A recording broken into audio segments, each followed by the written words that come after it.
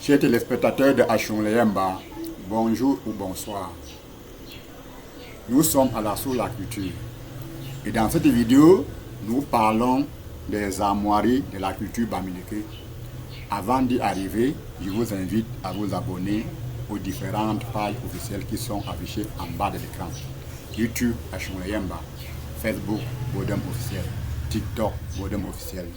Votre abonnement vous donne accès à tous nos vidéos. Likez, partagez à tout le monde. Papa l'a expliqué, parlez-nous des armoiries de la culture bamileke.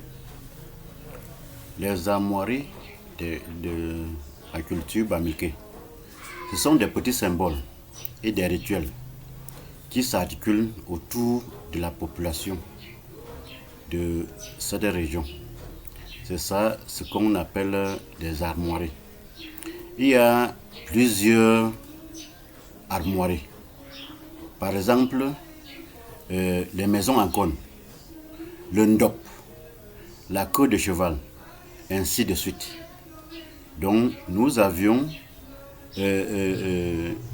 beaucoup d'armoiries. Quand on parle des notables ou de la notabilité, c'est une armoirie. Qu'est-ce que les notables? Dans la tradition bamileke, on a plusieurs qualités de notables. Premièrement, il y a les neufs. Les neufs, ce sont des détenteurs des coutumes. Par exemple, les interdits.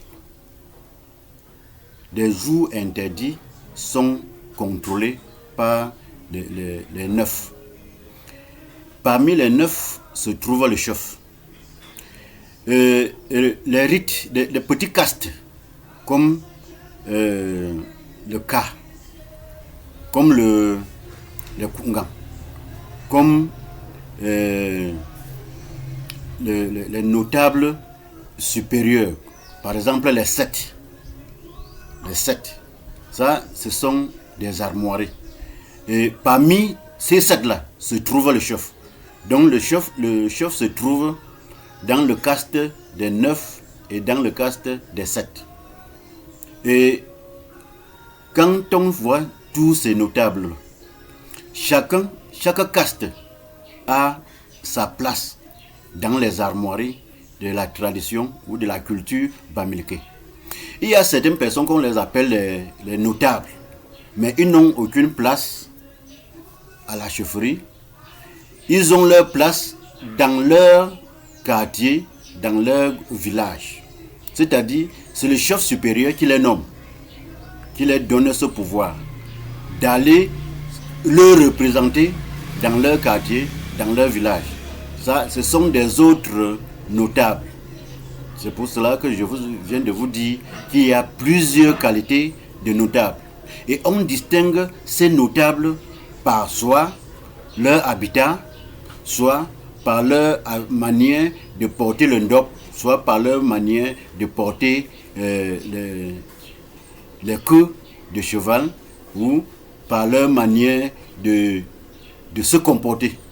Donc c'est chaque comportement qui montre que telle personne est dans tel caste ou telle personne à tel niveau traditionnel. Papa, là, donc c'est ça qu'on appelle les armoiries. Les armoiries, ça ce sont les armoiries. Donc ce qui compose notre tradition. Tout ce qu'on peut tenir jusqu'à ça montre que ça c'est une culture. Bon, merci pour toutes ces explications. Merci de nous soutenir pour les recherches au numéro 237 675 33 14 45 et au numéro 237 698 37 48 67.